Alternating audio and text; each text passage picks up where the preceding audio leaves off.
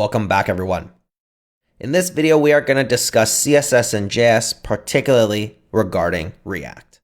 As we saw when using CSS and Sass, there is a high chance that you may rely on your human error to create issues with styles clashing when writing your CSS rules.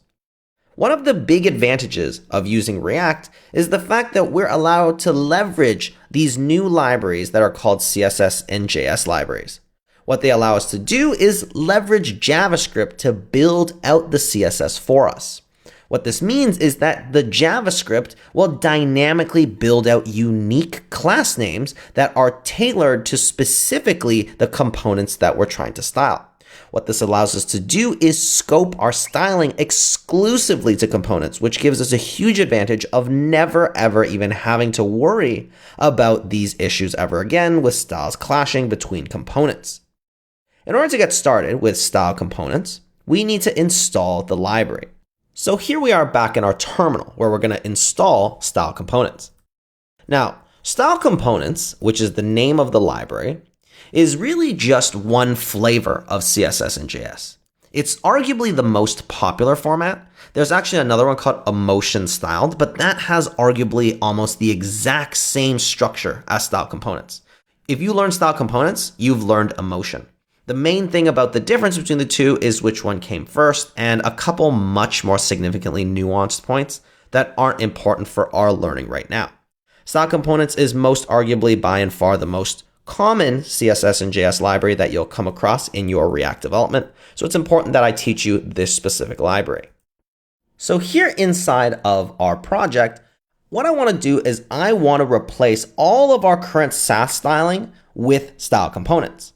And I'm going to walk you through the basics as well as some of the more advanced usages and architecture patterns that can emerge through the usage of style components. One of the other big advantages that we get is that because we're doing it at this point where we have so many components newly styled, it's very easy to get a lot of practice, which you'll definitely get to do once we learn some of these basics. So where I want to start is the navigation component. In order for us to transform a Sass file into style components, the first thing we need to do is actually switch it from Sass over to JS. You can do JSX, you can do JS. It's really up to you. Personally, I prefer JSX, even though really what we're writing is JS, but you'll see why sometimes JSX is more important. Here what's happening is that because we've converted this over, these rules no longer apply because this is Sass.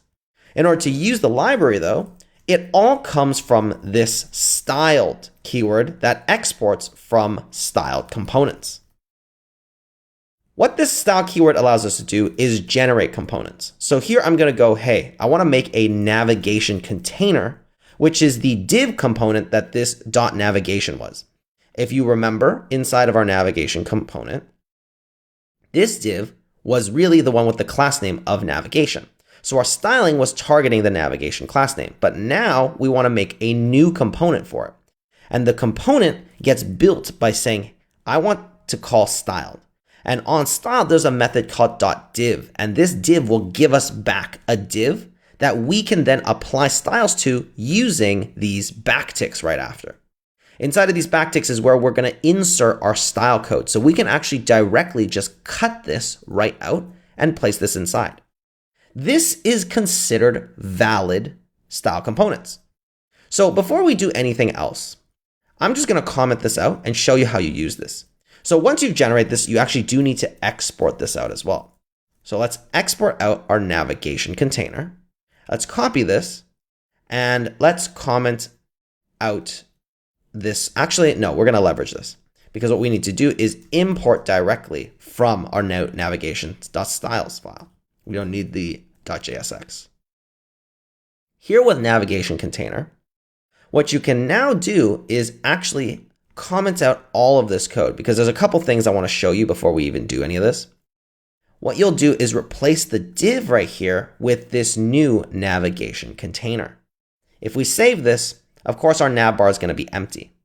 But once you go into your application, what you'll see is that it's technically still there as a component.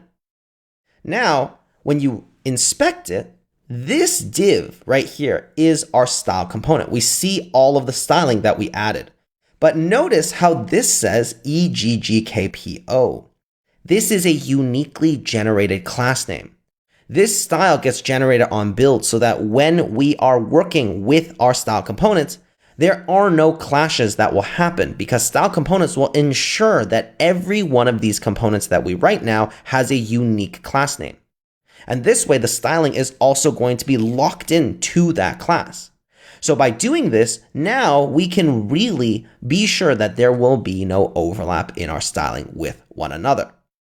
So this is the thing that really gives us this big benefit. Let's unstyle this, or uncomment this code, sorry, and continue styling.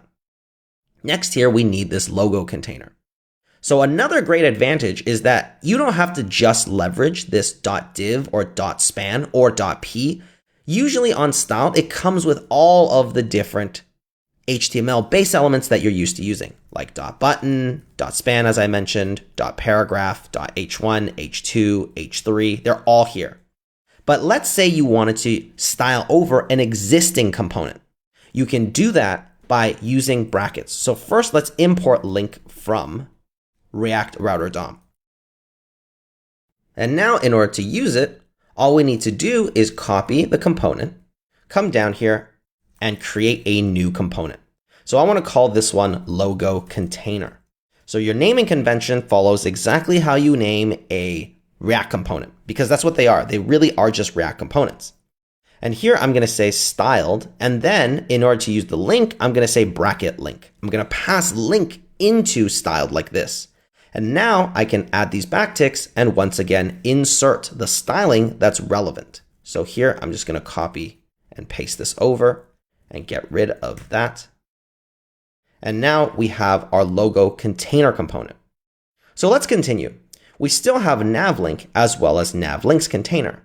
So here, navlinks container, this is a div, if you remember. Coming back to our navigation component, you'll have to keep going back and forth.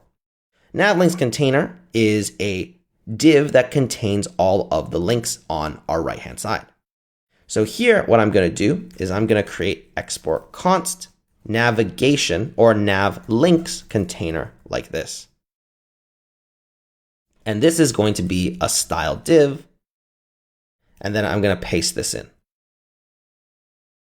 So actually, according to our naming convention, once we're inside, I don't even need to name this container. Now I can just call this navlinks like this. Similarly, the internal actual navlinks, I'm going to export a new component called navlink, which is a styled link component that will contain the code that makes them navigation links. And now let's just get rid of this code. Let's save this and I'll show you how to use them. So what we need to do is import the remaining logo container, navlinks, and navlink. So here, let's import in. We need our navlinks container, or our navlinks. We need navlink. And then finally, we need the logo container. So what we do now is we just replace the corresponding elements. So here, logo container, up to the class name, because we don't need that anymore, can now be replaced like so. Navlinks can replace this div like so. Now remember, you still want to keep your methods. What will happen is that even though this is a logo container, it will forward all these props over to the underlying link component. So this will still behave like a link component. Inside here, our link is now a navlink. So for these links, this will continue to work for both these links that have a to property, because these are actually link components. But now you might be wondering, well, Yihua, with the benefit of using the class name, we could apply the styling, but now aren't we locked to specifically whatever component it is that we generated? You would be correct here. However, Style Components has actually given us unique props that can fit into any generated component using styled. Meaning that because we built this navlink component ourselves using the styled library, what this now allows us to do is actually give it an as keyword.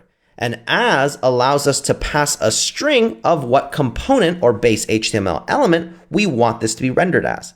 So here we want it to be rendered as a span, not as a link. And if we save this now and we go to our application, what we'll see is that everything is working. All our styling is the same. But notice how inside of this component right here, again, you see all these uniquely generated classes. Now, of course, these two are the same because they're both nav links. But let's say that we sign in right here, Mike@Gmail. I want to sign in. But notice now that the sign out is indeed a span. So it's smart enough to be able to know, oh, you want this as a span? I'm going to give it to you instead and change the underlying component to the corresponding element you want. Extremely powerful. So this is one of the beautiful things that we get now with style components. But the main thing, again, is that now all of these components will uniquely generate class names that we can now leverage in order to properly protect ourselves from having any style clashes.